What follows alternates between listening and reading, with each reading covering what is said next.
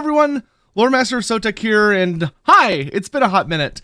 I am on the tapering end here of recovering from Grandfather Nurgle's visitations. He was so kind as to hit me with a double whammy of like strep throat and some kind of like viral infection, or I guess it wouldn't be an infection if it was a virus, but a virus, has been wreaking havoc on my sinuses and stuff. So that's been super fun, but I am well on the road to recovery. If there's any weird cuts in this video, it's probably because I started coughing suddenly, but for the most part, I'm feeling much better, and I am, the strep throat is dealt with. Now I'm really just trying to get through the virus. It really seems like everybody in my house got it, likely from my brother's wedding last week. So just great times all around. But today is very exciting. I'm sure you saw the thumbnail and the title and everything. I am extremely excited for this. Normally, for this kind of thing, I don't think I would bother putting my face on, especially when I'm not feeling 100% well. But this is too important. It's too good. It's too juicy. So without further ado, let's dive into the 12-month DLC roadmap for Total War Warhammer 3. And my God, this looks so good. So there's a couple things on here that are blowing my mind, and let's just dive straight into it. So we have the next 12 months, which is very exciting. A lot of people have been asking for a roadmap. I actually talked about roadmaps fairly recently, and that I was beginning to just kind of be at the point where I just wasn't expecting to ever see one again.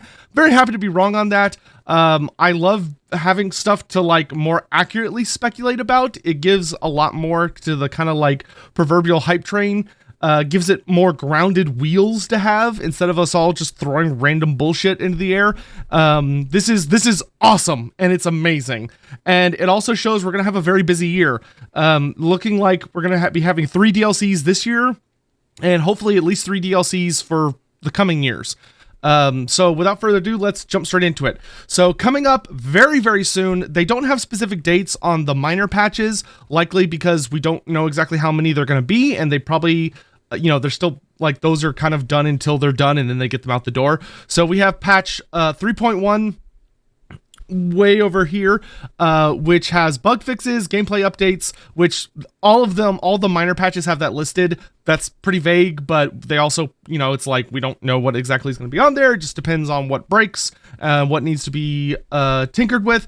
But we do have confirmed the Chaos Dwarf endgame for Immortal Empires, which I am very much looking forward to. So for anyone who doesn't know what the Chaos Dwarf endgames are, or what endgames are in general, that is referring to the crisis modes, which is that whenever you play through an Immortal Empires campaign, when you achieve the long-term victory, or if you choose to trigger it sooner, there is a crisis that is unleashed, which is one of the races in the game basically goes Super Saiyan and like fully unlocks their tech tree, and sometimes gets additional other bonuses, and they just start going crazy.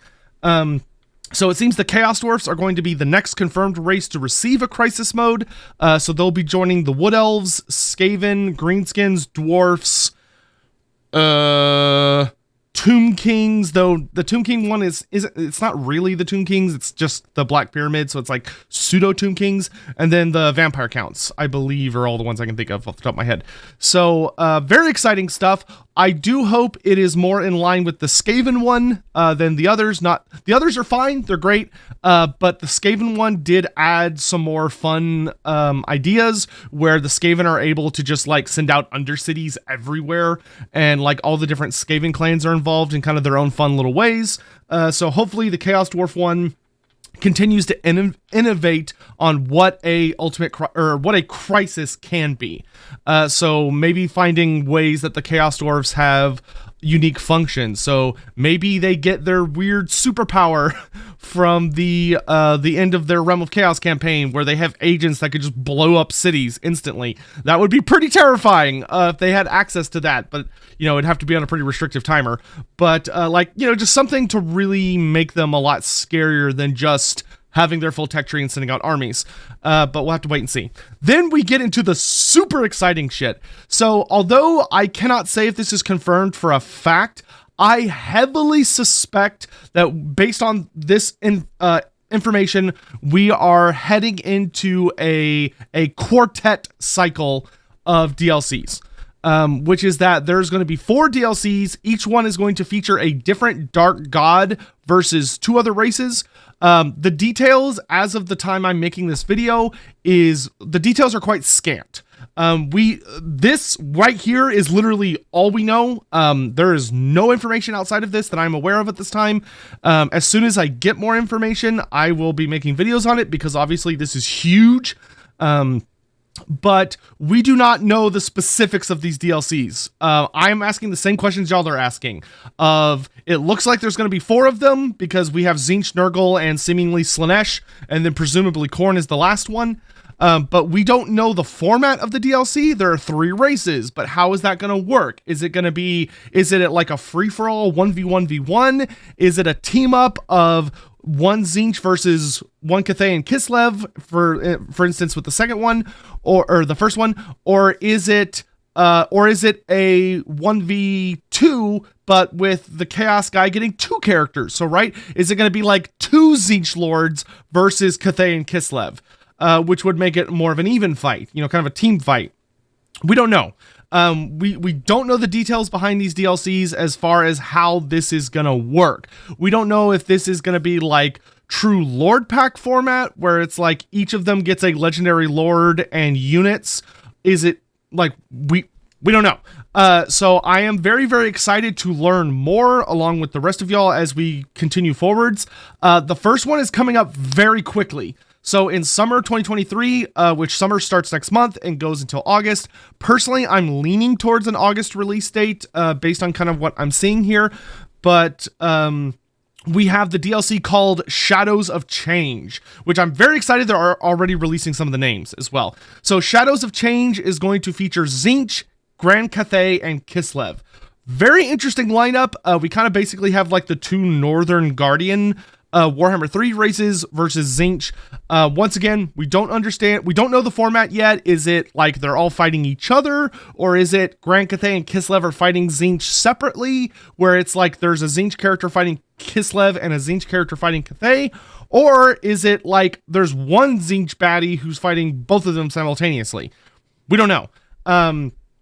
I will go ahead and say I'm going to be doing a video every day for the rest of this week that is going to focus on each of these DLCs separately, what I'm going to predict for them, what I think is going to be in them, how I think they're going to be formatted. I'm really excited to talk all about that. I'm not going to do that here because I just kind of want to focus on the roadmap.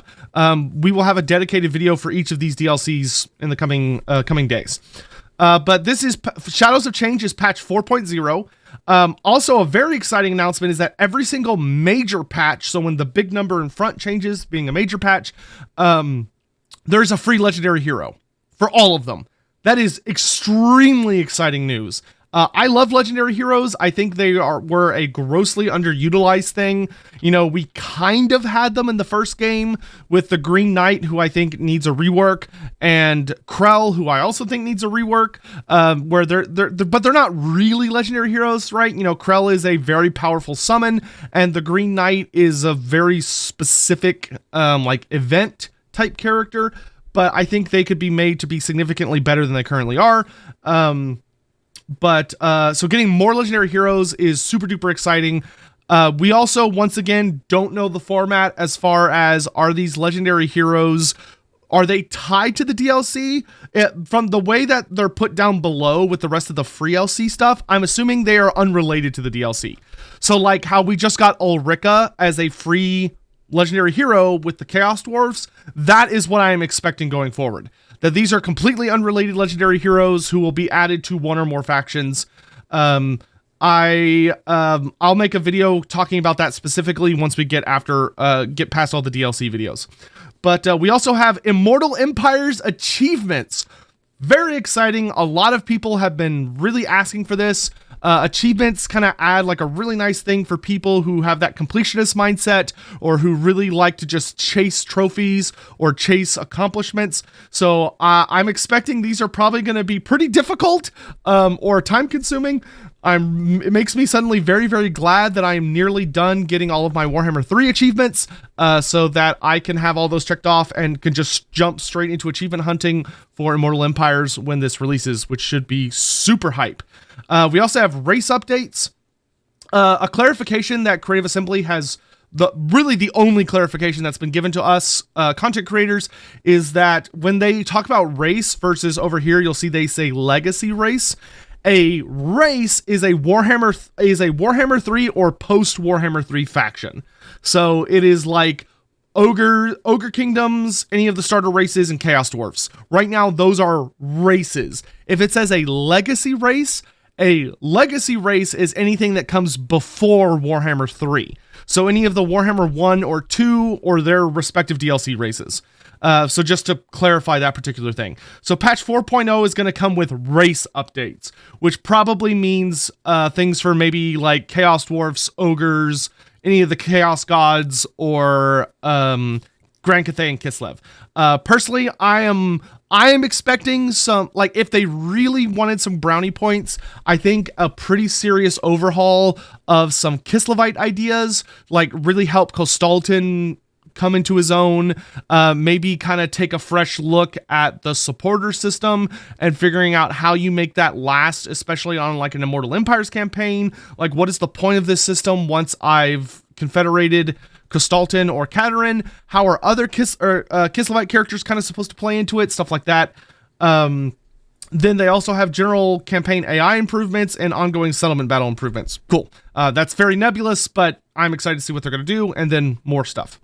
And then all the minor patches from this point forward just say bug fixes, campaign updates. That's because they don't know what's going to be in them. It depends on what breaks.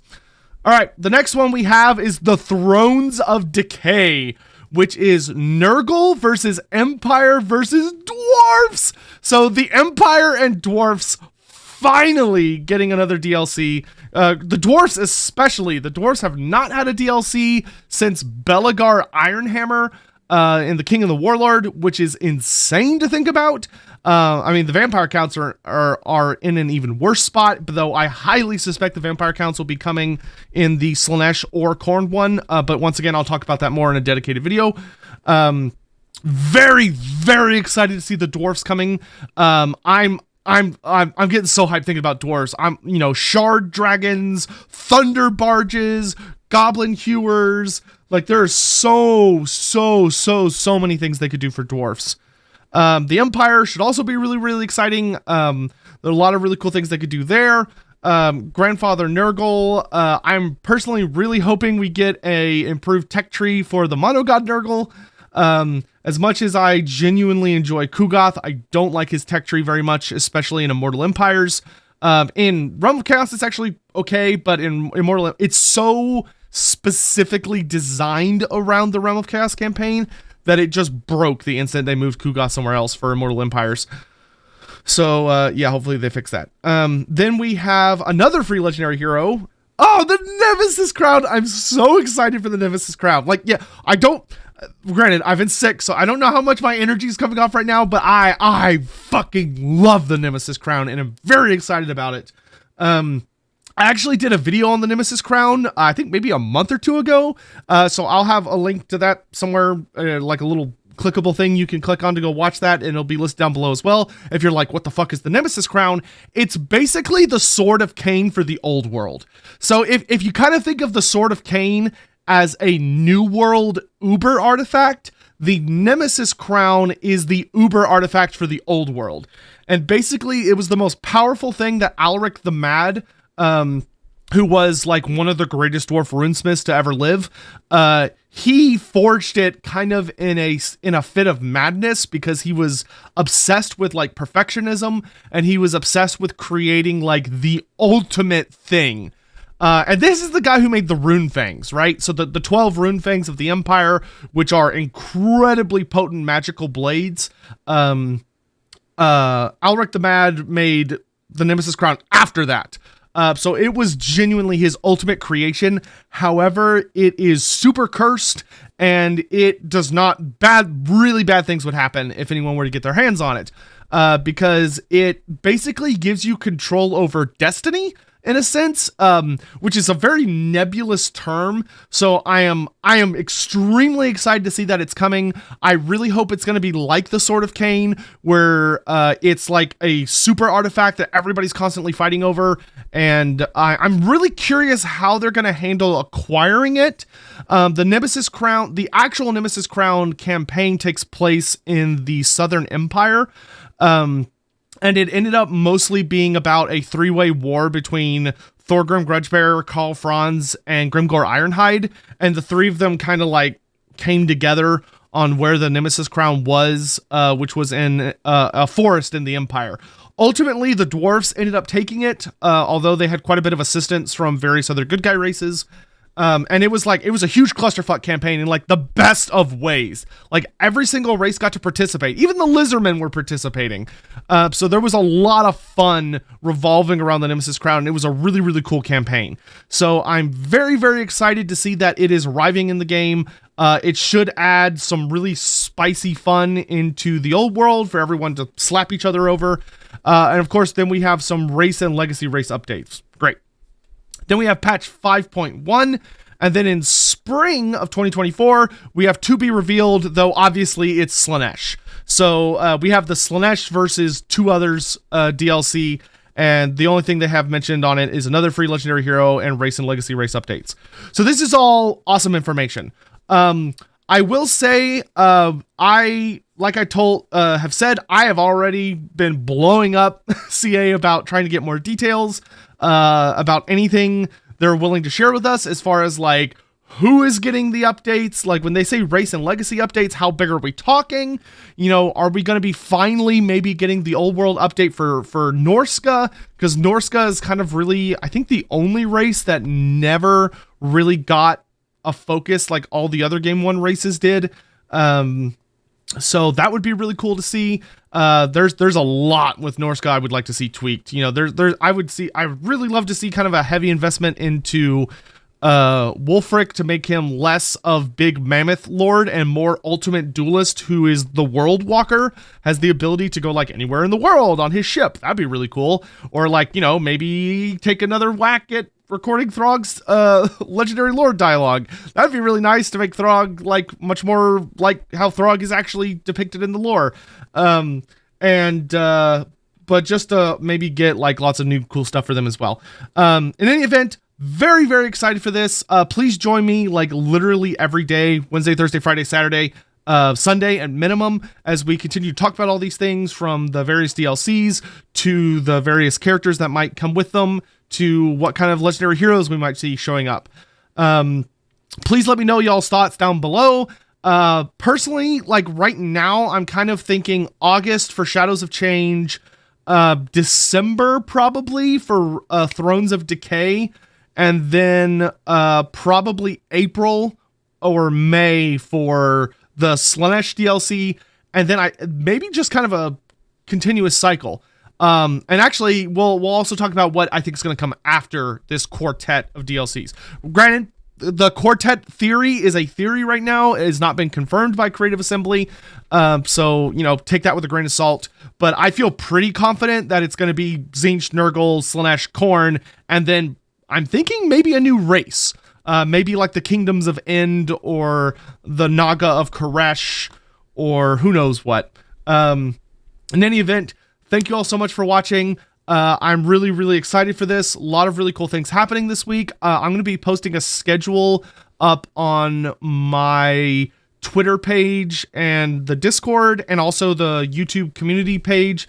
So that if y'all want to know what I'm up to as far as like streams and even some videos are concerned, you can get some information there because there's actually a lot of really big things happening this week. So especially because I'm finally feeling better and my brother got hitched at long last. So I could finally move on with my life. I appreciate all of your patience, and I will see you around. Thanks so much for watching. Bye. The Nemesis Crown. I'm so excited.